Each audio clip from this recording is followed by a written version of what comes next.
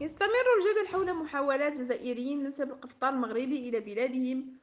ويسود تشنج كبير في وسائل التواصل الاجتماعي مصدره فاعلون وفنانون مشاهير مغاربة في حملة مضادة لمنع الجيران الشرقيين من المضي في محاولتهم. وامتلأت أركان مواقع التواصل الاجتماعي بصور وفيديوهات فنانات مغربيات وهن يرتدين القفطان المغربي ويحاولن السخرية من الجزائريين بوضع أغنية جزائرية قديمة جاء فيها منين جاك القفطان جاني من الرباط، وما يعتبر اعترافا يعكس ما يقولونه خلال الوقت الراهن.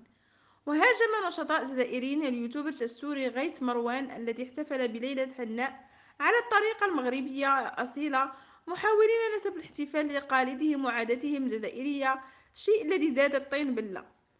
وانضمت المغنية المغربية رقية ماغا إلى حملة القفطان المغربي، حيث كتبت في تعليق على صورة لها وهي ترتدي القفطان المغربي: لا يوجد له منافس، ومن ينكر ذلك فالساحة أمامه للمواجهة،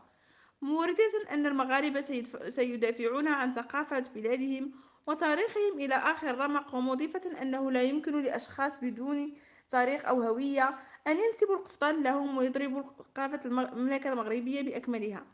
ومن جهتها شاركت الكوميديا مريم قدميري غمار حملة بنشر صورها بالقفطان المغربي عبر صفحتها الرسمية على انستغرام، وكتبت في تعليق عليها: صراحة لبسنا المغربي شي حاجة، الله يرحم جدودنا خلاو لينا هاد التراث العريق، ولاو الناس من العالم كامل باغيين يلبسوه، أودي الله يحفظنا وخلاص. واعتبرت مصممات المغربيات ما يتم نشره من قبل الجزائريين عبارة عن حملات مدفوعة بأجندات سياسية وليس من قبل المواطنين فحسب، حيث انخرطت المصممة المغربية مريم الأبيض في الحملة عبر السوشيال ميديا مشيرة إلى أنها تعشق القفطان المغربي منذ صغرها لأنه زي تقليدي نسائي مغربي يعتبر من أقدم الألبسة التقليدية عالميا، إذ ظهر في القرن الثاني عشر خلال عهد الدولة الموحدية.